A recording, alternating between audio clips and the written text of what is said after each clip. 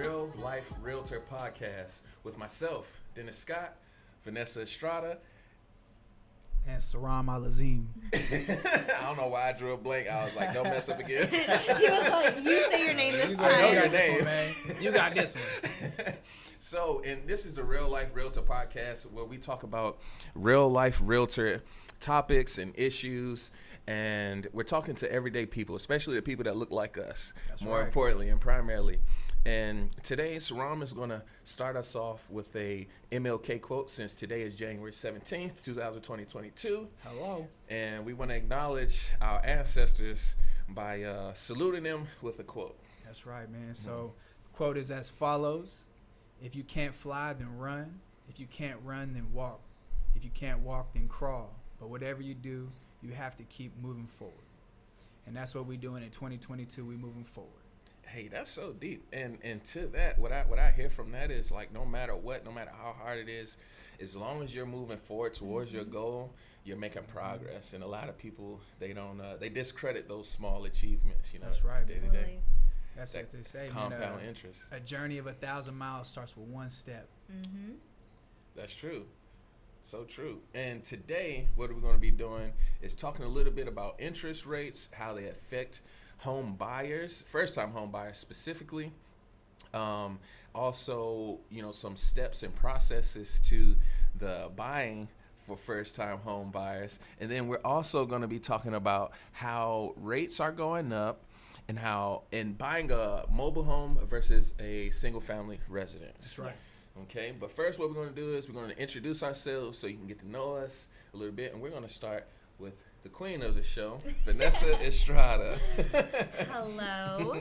So basically, we just kind of wanted to talk about who we are and our background before starting real estate, because I feel like when you get into this industry, you meet people that have come from so many different places, have done so many different things. So obviously, I'm pretty young in this industry. So for my background, I went to UC Santa Barbara straight out of high school. And then after Santa Barbara, I came back, did a couple classes at like Monterey, did all of that. But then I was like just working part-time jobs. And I was like, I need to figure out what I'm doing with my life. Like I said in the last video, my parents got me here. What am I going to do now that I'm here? So my big thing was, well, what am I going to do? So before I started real estate, I was actually a receptionist, a front desk receptionist at European Wax Center.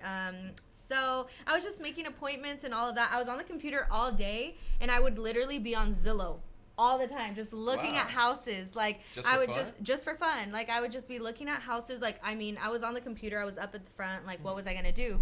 I'd literally be looking at houses and stuff like that. And I was thinking about it. I was like, why don't I just go into real estate? But it was very scary and very daunting, because I'm like, I don't know anybody that's doing this. Nobody my age is doing this. So it was a hard decision to make, but I'm so glad that like I followed through with it, did the classes, did everything that I had to do to get here, and now I'm here. Wow, you know what's funny? I never saw you working in when I would go in to get my waxes. Oh, yeah, you was getting that Brazilian wax, huh? You know it. No, we did do men's Brazilians. Just saying. Oh, my God. All right, Sosa. So I want to ask you, like sitting there looking at Zillow, what was the click of the thought, like, damn, I should be doing real estate? Was it that you were spending so much time looking at houses? Or? Let me tell you. So basically, when I got into real estate, it was like right before the pandemic. So it was like 2019. So I was working for European Wax Center, right? And even though I was just a receptionist, it is a sales-based job. Yeah. So we had to sell wax passes, and we would get commission off of that, things like that. Okay. So then we ended up having this team meeting, right? Where they were talking about our accomplishments, everything that we've done, all the goals we hit. And the franchisee actually told me that I made the company over $100,000 in 1 year. What? In my sales. Yeah. By selling stuff. Yeah. Yeah. So I was like, Hey, but how much of that were you getting, though? Okay, so there's the thing. So here's the turning point. So I was like, damn, I'm good at what I do. Like, what the hell? I didn't even realize how much I was, benefiting. So After I heard that, I was like, I deserve a raise, So, and of course, that's not fun for businesses, right? Nope. So what had happened was the pandemic hit. So everything shut down, but I was still supposed to go back to that job. So I was considering going back and doing real estate part-time because I still needed a job while I was doing this. Definitely. However, once I was like talking to them and I was like, hey, like I feel like I've done like a lot for the company and that I deserve. I was literally getting paid minimum wage, you guys. Yeah. Ooh, Yeah. And in Santa Cruz. Yeah, Yes. and then like they're like, oh, you would get commission, but it wasn't commission. It was like bonuses, and the most you could get was $500 per week. Wow. So I was getting those bonuses, but I hit a ceiling. I wasn't able to make more, even though I was doing all of this But work still and producing more. exactly, I was still producing more, but I wasn't getting as much, back. So I obviously had a really good reason to ask for a raise, and I was Definitely. and they didn't want to give it to me, so I walked. So real estate was the answer. So real estate was the answer, and I was like, well, there goes that. Right. Seems like real estate is the answer for a lot of not so much just real estate or being a realtor, but to get that freedom in life, becoming a homeowner since we are realtors, our thing is, generational wealth. And one way to build generational wealth is through home ownership and real estate and all the different tactics and strategies that you can apply. So Sirrom, tell us a little bit about yourself. Yeah, man, I come from the school of hard knocks. Nah, I'm just playing. But I'm very nomadic, man. Born and raised in California, moved around a lot as a youth.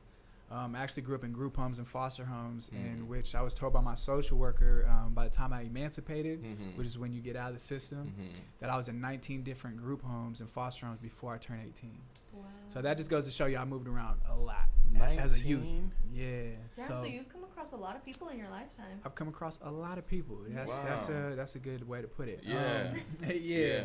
So, as a young man, I had to adapt to my environment.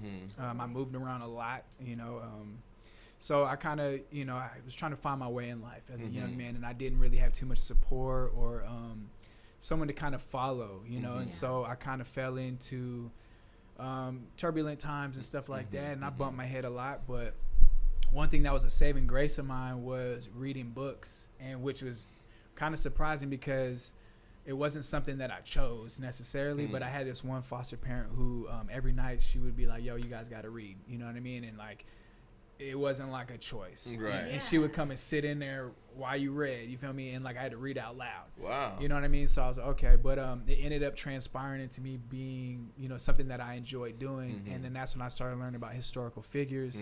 And these historical figures became my mentors. Wow. So I was able to use that because sometimes you don't have that opportunity right in front of somebody, you know what I mean, to really learn from them or, be up under them to kind of follow their path. But you can transcend all that, especially because we're living in the time of technology and books. So you can travel anywhere in the world if you want to. You just pick up that $1,000 phone you got, hop on the computer, you know what I mean, or open a book. Yeah. Seriously. So that's something that kind of was my, jumping point, so to speak. But yeah, man, I had a lot of sales background, some good, some bad, you know what I mean? But it definitely was something that I was very prone to doing. And I was also not necessarily a receptionist, but I was an executive assistant for an insurance broker at Farmers Insurance. And so I would set up appointments and things like that too. So I was doing that, cold calling, all that kind of stuff, setting appointments. And, it was real easy for me to talk to people. However, because my name is Sirrom, I would have to use like an alias. Right. Oh my God, what was your alias name? My alias was Howard. Get out of here. Yeah. Up right now. I Hey, can't for see you real. as Howard. Hey, but check it out though. You know how much easier it is for someone to call you back? Like, Howard, you left a voicemail for me. Hey, I spoke to Howard and I have an appointment. And that's so unfortunate, though. It's super unfortunate. That's so crazy. And I'm gonna tell y'all a little story too. So recently, about 4 years ago, when I was looking for a place to live and I was in transition, I hit a Craigslist and like found someone who was trying to rent a room. So I was like, man, I'm gonna reach out to this person, and I used Howard. So instantly got a call back. Wow. You know what I mean? And like met the people. They're great people. You know what I mean? Like super welcoming and everything. And for a few years, they called me Howard. because I introduced myself as Howard. I got the call back as Howard, and Right. even when I seen him, they were kind of like, "Oh, okay," like weren't Okay, really Howard? expecting you. You know what I mean? Yeah. Well, are you gonna Like, call you yeah. Howard? Yeah. Yeah, you know what I mean? Weren't So- really expecting you, meaning what? Right. I mean, you know. You don't look like a Howard. I don't look like a Howard, especially a first name Howard. You know what I mean? Right. So, but anyways, they're great people, Mhm. and I still live on the property today. Nice. Oh, that's So, awesome. That it was is. Do interesting. they still know that your name's not Howard? So it was actually recently. One day he was like, "Hey Howard," and I was like, you know, it might be a good time. You should have been like, that's my middle name, but my real name. Wow. So yeah, That's I broke funny. it down to him and everything. He was like, "Oh, okay." So he was like, he was excited. He was like, "Oh, well, I'm Sirrom." Like Instantly yo, changed it. instantly. You know, once I told him my name, how to Mhm. say my name and pronounce it and everything, Nice. he took it and rolled with it. And then ever since then, they've been calling me Sirrom. So Nice. it was That's it was awesome. it was like, yo, that's Did he cool. get offended that you lied to him this whole time? Well, I didn't lie. You know, I kind of did. I told him That's to your get down and alias. say, "Hey, man, check this out." Like I did sales and many Mhm. different things and cold calling people, and it was always easier for me to use an English sounding name because you know when they Yeah. needed to contact us or be able to, Easy. it was a lot more easier and more receptive. Mm-hmm. And You don't he want understood people- that. You don't want people calling and say, "Can I speak to Sirrom?" Yeah, you know what I mean. You know what I mean? Sirrom. Right. You know yeah. what I mean? Like all them weird things. So yeah, it was a cool little thing. And then yeah, so just being in sales and stuff like that kind of just led to more avenues in my life of like, yo, I was doing blue collar work, so doing landscaping and handyman services, and I realized that, you know, and speaking to my mentor, he was like, yo, you're gonna get to where you want to go in life. Mhm. Matter of fact, like he sat me down in his restaurant one time and he was like, yo, man, where are you trying to go? You feel me? And I was Yeah. like, yo, well, this, you know, I want to own properties, I want to own rentals, and you know, I want to bridge that gap, that generational wealth. And he was like, Mhm. well, you can do it, and the route you're going is you're gonna make it because you're hardworking.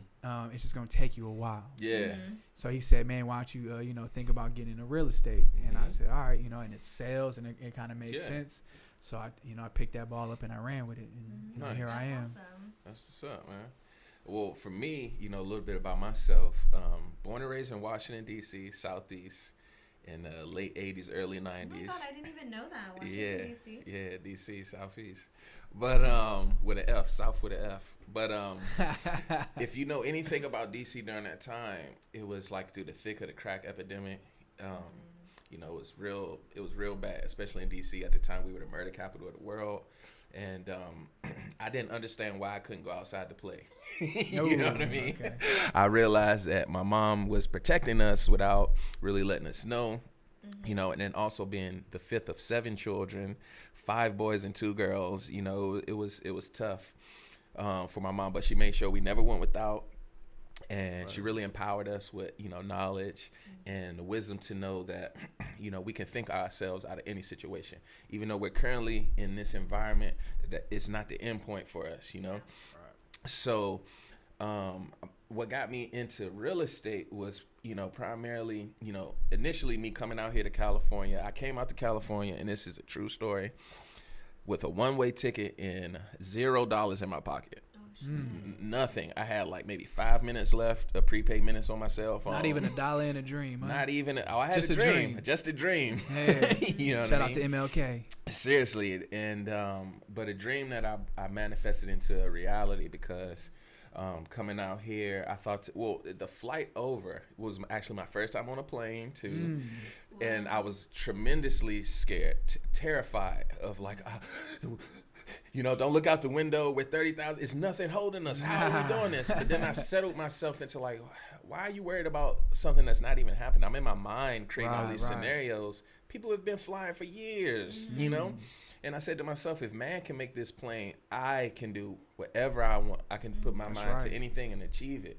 And then all my fear just slipped away. It was like, That's awesome. it was literally like it just like, I Release. calmed down. It's like nothing's wrong. Everybody's chilling. Stewardess is smiling. Let me smile, you know? Yeah.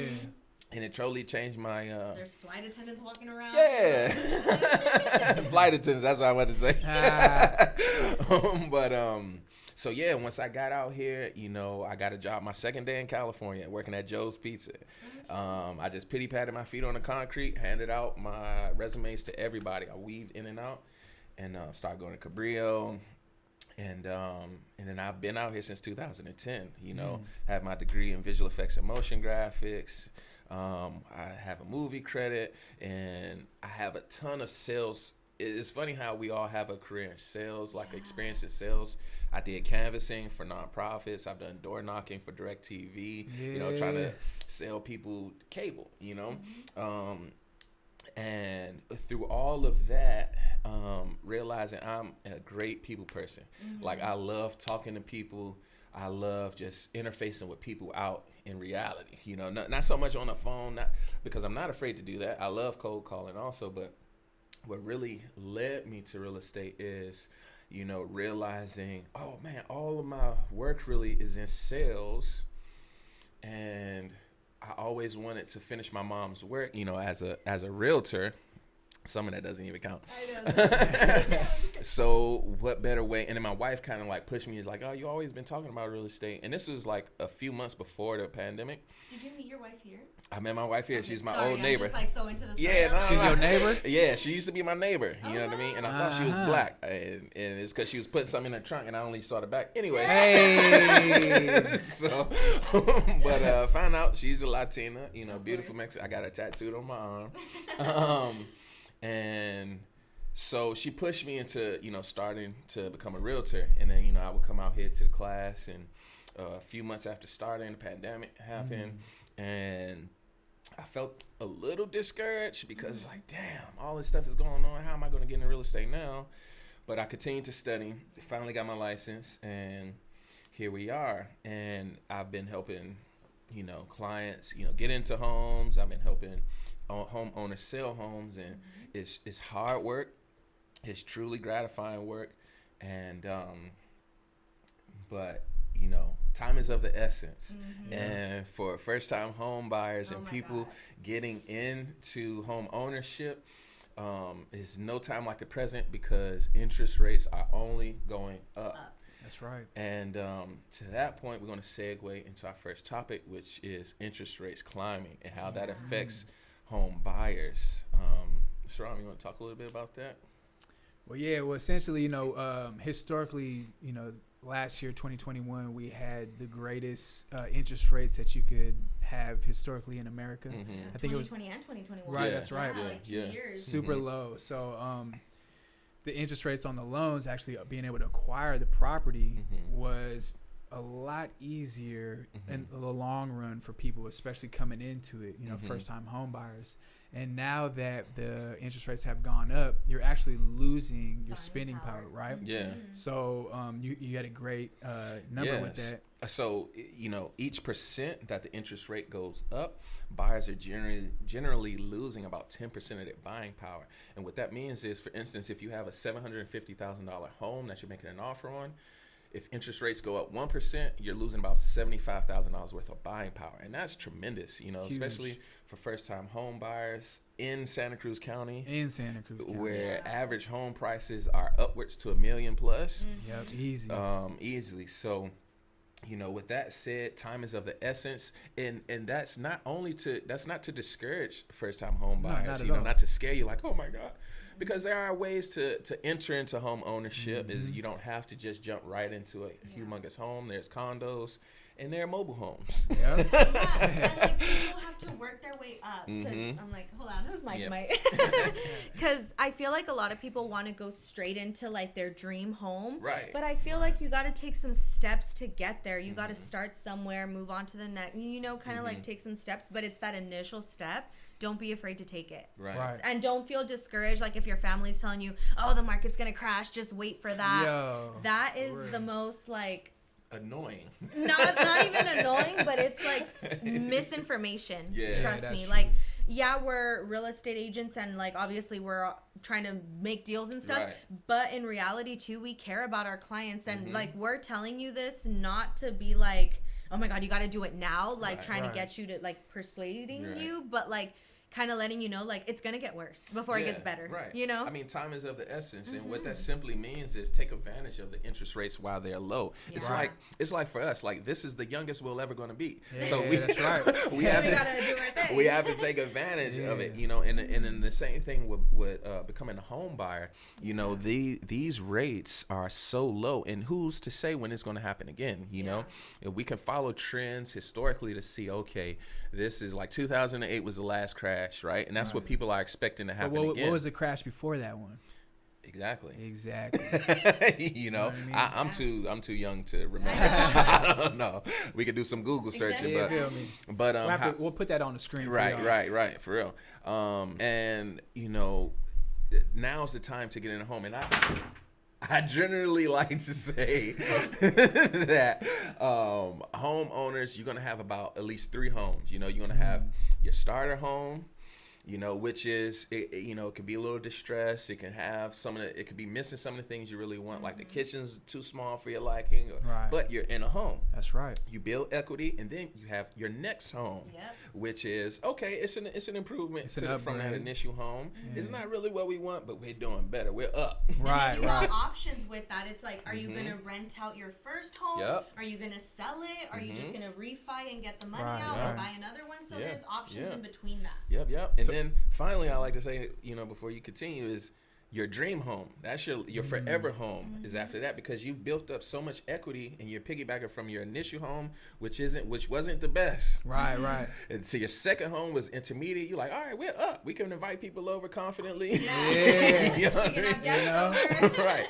And then your dream home, your forever home, is that one you've always wanted. It has a huge lot, the big kitchen, you know, walk-in closet, everything. Yeah, seriously, because you've built up that equity all the way up to that point. Because most home buyers, and I'll stop here because I feel like I'm talking too much, they feel like their first home, that's it. Right, you know? right. But that's misinformation. Yeah. Well, I was going to say, though, Vanessa, why don't you run us through the process? Okay. Of like the first-time home buyer. Okay, so first-time home buyers, the main... so with first-time home buyers, what we like to do first when we connect with them is a buyer's consultation or an initial consultation. That basically means we go over your needs, wants, and kind of like a little bit about your finances to see kind of where you're at, what you're comfortable with, even though we are not financial advisors, we are not the lenders. So finances, it's kind of like a team that puts this all together. So you got your agent, you got the lender, we got our transaction coordinator, like all these people, right? So the lender is one of the first people that you will need to talk to after you talk to an agent or before, kind of depends. Right. However, the lender is the one that will tell you about the interest rate, how much buying power you have, all that good stuff. Once we know what you're able to afford, then we can really do our work and really scour the internet, figure it out, where you're looking, what you need, what you want, and like, you know, come out with a list. However, sometimes the first home you go into is the one. Sometimes it takes 50 homes. Sometimes it takes looking and then stopping and then starting again. So everybody's journey is different. Right. And then once you get into contract, there's a ton of little things in between that, and we guide you through the whole thing. The whole process. Literally, I like to say it's kind of like if you're driving like across the country, you're in the driver's seat and I'm in the passenger seat with the map telling you where to go. You know, so like you tell me where we're trying to go and I'll tell you exactly how to get there. Type of thing. So that's kind of, we could go more into like the nitty gritty, but do you guys have anything to add? Well, I like to say is once you get that pre-approval and we know exactly how much, you know, you have to spend, that's, to me, is the fun part. Because a lot of buyers, you know, I get a lot of calls from Zillow, you know, buyers, and they come and they say, I want to look at this house today. I said, all right. Well, are you pre-approved? Have you been working with a lender? How long have you been looking? Blah, blah, blah. And once I ask all these questions, it's not that I don't want to show you the place. It's that I'm trying to qualify. I'm trying to see, okay. Trying to vet them. Well, I would love to share the place with you. Right. Hell yeah. And it's really just me trying to figure out where do you stand right now. Like, okay, if you say to me, oh, I've been looking for a year. I'm like, okay, all right, you're kind of serious. You've been looking for a year. Are you working with an agent? No. Great.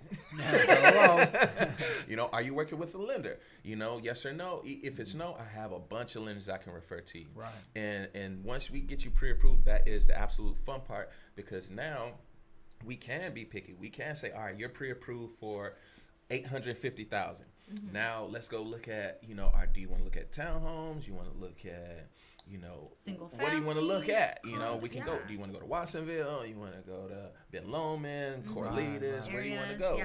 Yeah. So that's the fun part. And for me, working with new buyers, people who don't know the process, is extremely exciting. It's exciting for me because it's an opportunity for me to show my value as a realtor. Like, boom, I'm going to set that expectation. So if by a crazy chance you don't use me again after you buy, you have that standard set, like, oh, damn, Dennis did all this, and now this person I'm messing with now, they don't even compare. Yeah. So it's like I'm going all the way, for you to above and beyond, really. Yeah, that's right. And Sirrom knows. And that's how you gotta be. You gotta be like that too. In this seriously, industry. you have to, because once you do that, they're going to talk about you. Yeah, because think about it. Everybody does the same thing. So Right. What sets you apart? What sets you apart from every other agent that they could work with? Shoot, I'm gonna help you move. Right? Man. I'm gonna cover pay the for home inspections. inspection. Yeah, seriously. Is Sirrom, you want to talk a little bit about the process and how you take your clients through the journey? Yeah. And I just also wanted to camel back on something you said about what your approval is, right? So the misconception, what a lot of people think is they go to a lender and the lender's like, yeah, you're pre-approved for $900,000. Okay. So then your client's like, all right, here's my pre-approval letter. This is what I got in the bank. I want to go find a home that's $900,000. Well, good point. Unfortunately, in this market, you tend to spend a little bit more than the actual listing price. So, Dennis, what is going on over here? Technical difficulties. All right. So yeah, you would in this process, in this market, you actually tend to spend a little bit over listing price. So when I work with my clients, I actually drop down about 50 to even maybe depending on the type of home they want and the area. Right. I was gonna say the type of home they want, the area. I may even drop down even $100,000. Yeah. Because you're going to be in the process where everybody else is going to be looking for the same home, the same style, the same neighborhood, and you're going to be in there competing with other people. So you have to have spending power. And if you go in at $900,000 with all your chips on the table, and someone else comes in and they got one more chip than you, that's it. Then you're SOL. You know what I mean? And that's a bad look. But if you're looking at $800,000 and you got a $900,000 pre-approval, you got a little bit of leverage. Oh, you got a lot of leverage. You know what I mean? And me, just speaking about that, I have a very good closing rate with myself. You know what I mean? And I take pride in that because I really work hard for my clients. Whether that's negotiating a deal, getting it under listing price, which I've done, or I'm listing a home, selling it, and getting the price over. You know what I mean? It's like I really work for my clients to make sure that I'm fitting their needs, finding what they're looking for, and I don't back down. I don't run out. You know what I mean? So that is something that we need to think about. And people who are looking for homes, when you're getting your pre-approval letters, just know that there is a balance. There is a way to work the process, and you got to trust the process. You can't rush the process. Right.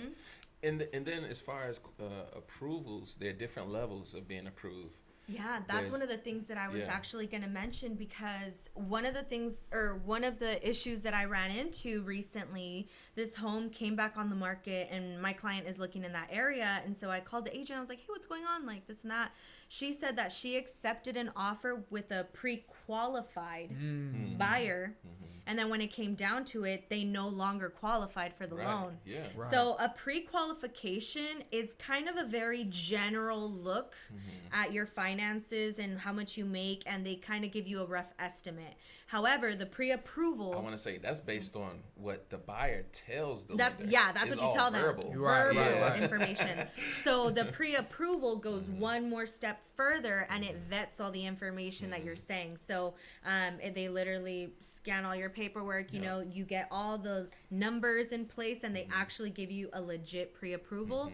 Those are the ones that are more effective. The pre-approvals that have underwriting, those are like money money in the bank. Yeah, Yeah. those are king. Yeah. Yeah. That's basically the Seriously. lender putting a stamp on this saying like it's done. They're you good. know, Right. they're Yeah. good to go. Nothing is going to mess this up. Right. And it's key to get at least a pre-qualification done so you can have an idea as a buyer. Okay, this is where I stand with the information that I inform the lender. Yeah. You know, because once they look at your credit, and the credit is what, you know, your credit, your debt to income ratio, those are the things that really factor into your loan limit. And right now in Santa Cruz, I believe the loan limit is about 970,000. Yeah, they 800. just upped it. Right. And we'll have that on the screen for y'all. Be somewhere right around here. Right, somewhere it's gonna Oh, be yeah. floating. For Yeah, one unit, 970. Right. Hello. So with that, and that goes to let you know, and that's the max of the nation's loan limits. You know what I mean? That lets you know how expensive it is here in Santa Cruz. So, you know, us being in this market, you know, like I try to tell sellers, you know, while I'm calling them, like, hey, you're sitting on a lottery ticket if you're a homeowner in Santa Cruz. Yeah. You know, however you can leverage your way into owning a home in Santa Cruz, you're up. I mean, home ownership across the board, you're Right. up. Right. Totally. However, you know, if you can get into if you only have 40,000 to put down, look into mobile homes. Mobile homes is not a bad option. It's not, you know, the stereotypical trailer park that people Right, think right. of. You know, like you spitting, you know, and tobacco out and it's like red. I mean, anyway, I'm going on a tangent. You know what I mean. Yeah, you know what I mean. But you know, mobile homes is a great entryway to becoming a homeowner. You can then pivot into a townhome or a condo, and then swing that into a single family home. Yeah. You know, and you know, in Santa Cruz, you're up, and we just want to, you know, get you guys to understand the importance of, you know, having that vision for not only yourself but for your family, and not even so much for your immediate family. It's for the families to come after, because it's all about the generations. You know, our communities have spent so much time not, you know, participating Right. Right. in home ownership due to lack of information. Totally. And it's time for all that to be over with. Exactly. That's right. Man. I'm like, that's why we're here. Yeah. That is why we are here. Seriously. Yeah, just to help people learn the process, man. And I People also that want to look say like that. us, Yeah, you know, because looking they like really us. think that they can't do it, or Right. they've been told, Right. or they're discouraged because all the people they got to talk to don't look like them and Or don't the talk hurdles. their language, or you Yeah. know, all of that. Sirrom, I want to ask you. This isn't one of the topics we have set Ooh, up. but this is good but because it's it's real. Yeah, it is. Yeah, and it's making me think. Like, what Alright. for a first time home buyer? How can they differentiate between a good realtor and someone who's just literally, you know, trying to get your money? Like, what's the difference between a good realtor and a bad realtor, in your opinion? Well, you And know, we're not talking ish about realtors. No, not at all, man. You know, and actually, that's a great question, because me being looking youthful, whenever I go sit down with my clients, they're always like, "Yeah, so how long you been a realtor?" I hate that question. And my rebuttal is like, "Do you want that in days or in weeks?" You know what I mean? And it's funny. It's something to kind of, and then I move on. You know what I mean? Like, Yeah. I don't really get into all that. But yeah, essentially, because when they see us, they're like, okay, we know that they're not seasoned, and are we gonna trust these people with this big investment? Like, look at me. Yeah, You look, know, Yeah, like- look at her. I'm like, she over here on center stage and shit. But you know, they will say, you know, they realize that it's a great investment. You know, and they spent the whole year, the whole past 2 years. You don't know how long they've been saving up their money, Right. building their credit. You know what I mean? Moving things around. You don't know what's going on in their personal life until you sit down with them. Right. Yeah. So to really differentiate between a good realtor and a bad realtor is one who listens. You know, that's huge.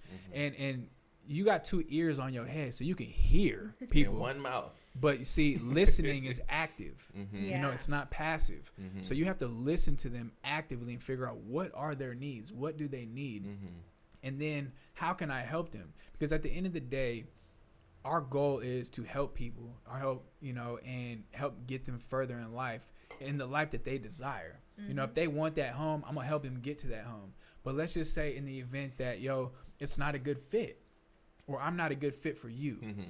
You know, you have to be very transparent that with that. also happens. Yeah. Oh, for sure. I've been there. Yeah. And you got to be transparent. You got to let them know, hey, I'm not a good fit for you, but Yeah, I know somebody. You know what I mean? But yeah, I think that, to really try to cross lines or figure out what's a good, what's bad, I just try to do the best I can with what I got, and what I got is I got tenacity, I got grit, and I'm willing to get up every day, 7 days a week, or as we like to say where I'm from, 25/8. 25/8. You feel me? And it's no sleep for the weary. So, we do a lot to get where we can, and we work with who we can. So, it's an interesting question to really say what's good and what's bad. Right. But at the end of the day, yeah, if you're trying to figure out, it's cutthroatish in here, man. Like really, like real estate, there's no, how they say there's no loyalty. Or all is fair in love and war. Well, all is fair in love and war in real estate. I've had some seasoned. And when I say seasoned, I mean seasoned. Like, man, you put too much salt in this. You know what I'm saying? Like, we might have throw that out with the bathwater. But I've had some seasoned realtors, man, really just not, try to knock me under the bus because I am young. They see your DRE number and they're like, oh, man.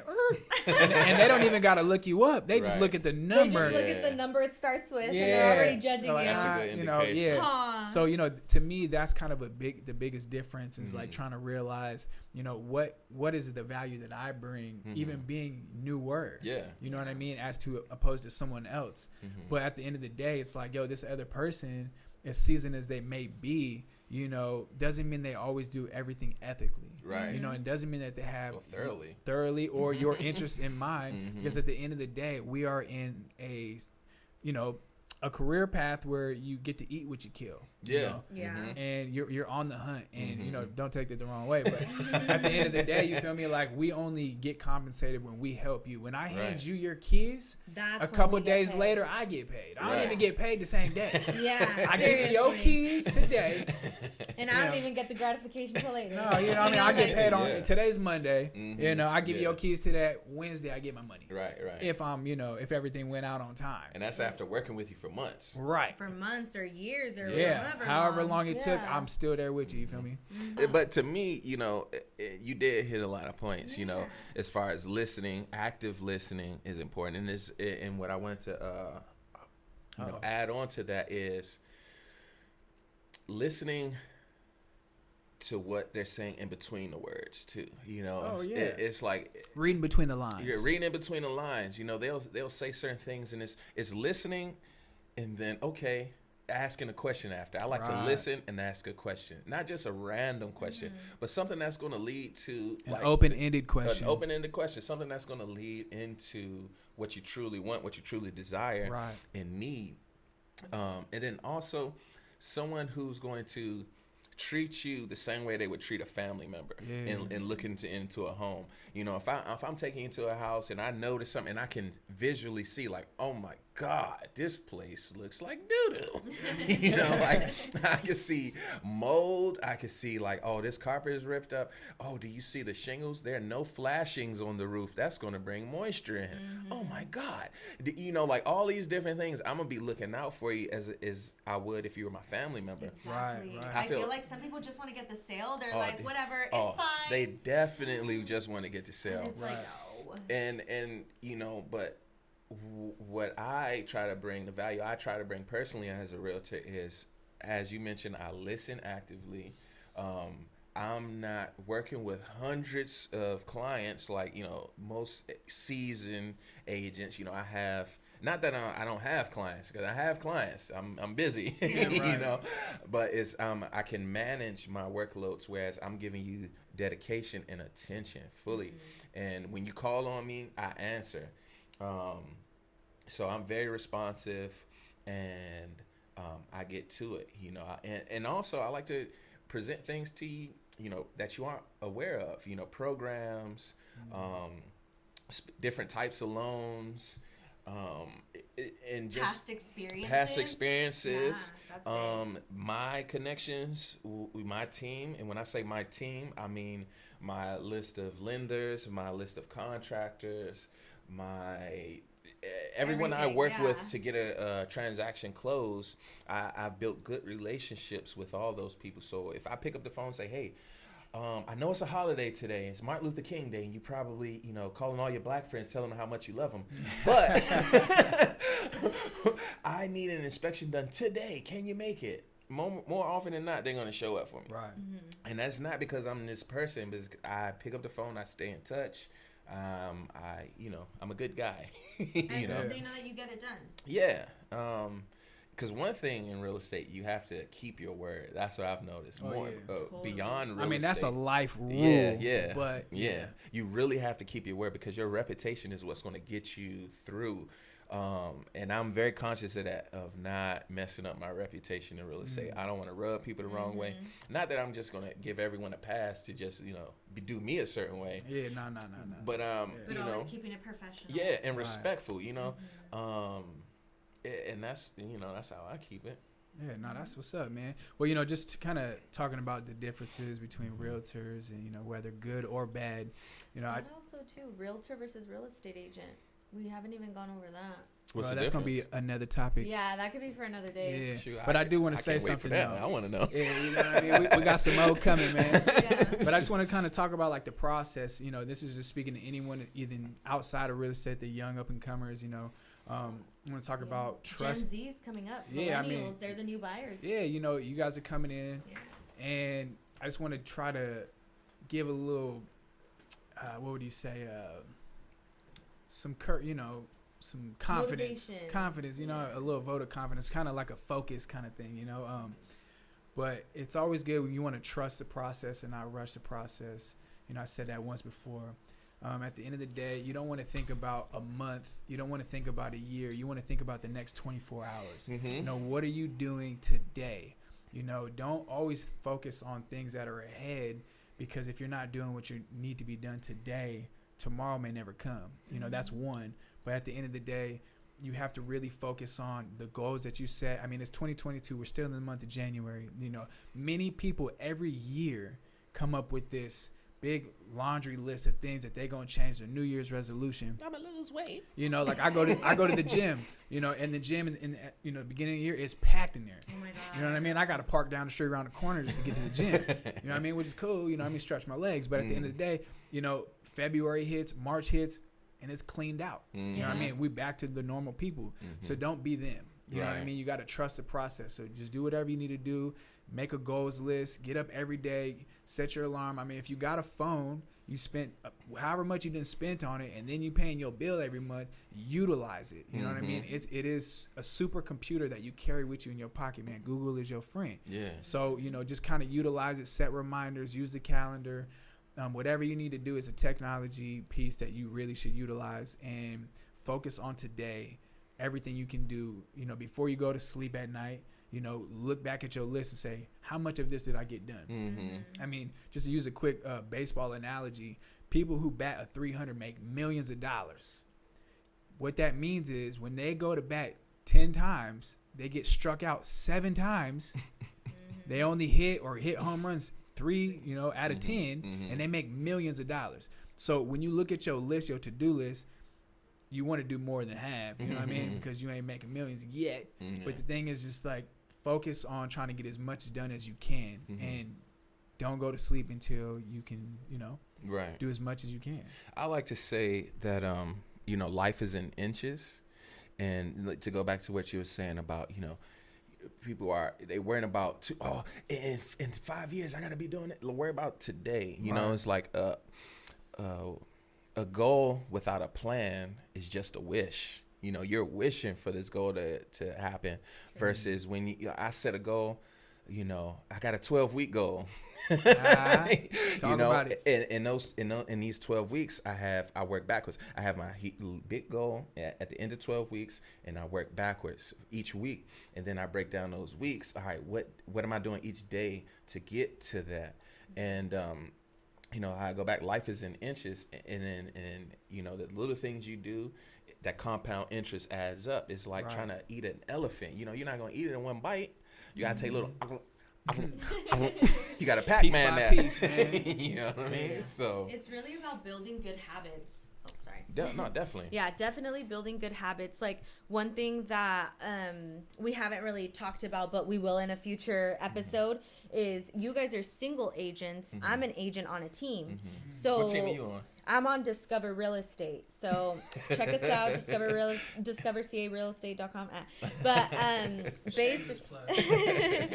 but it really is about setting up all these good habits. We were reading The Miracle Morning. I don't know if you guys have read that book, but it's for real estate agents. I definitely recommend that everybody reads it. The Miracle Morning. Yeah, The Miracle Morning. All right. It literally changed my perspective on waking up early, like doing what I got to do in the beginning of the day, whipping it out, getting through, this is all stuff that we know we're supposed to do, but we don't do it. Right. You know, and it's like, when you take that step and you take action and you decide, all right, this is what I'm going to do. I'm going to wake up at this time. I'm going to get this done. It doesn't matter how you feel when you wake up. You're going to do it anyway.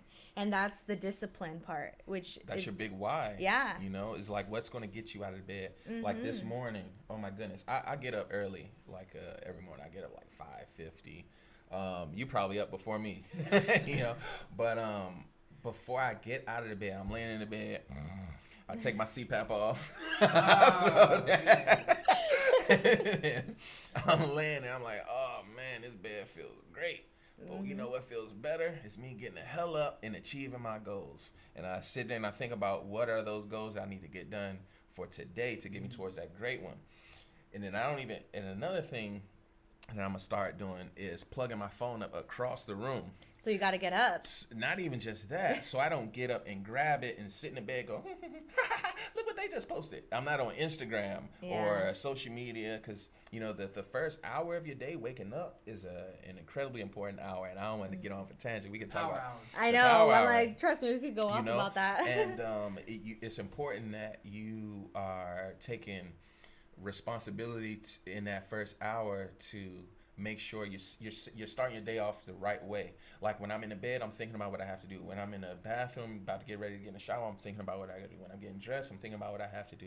So when I'm finally dressed, I'm driving to work, I'm listening to an audio book. I'm totally like wired. Like anybody can call me at any moment and talk about real estate. You're ready. like, I'm ready. Yeah. You know what I mean?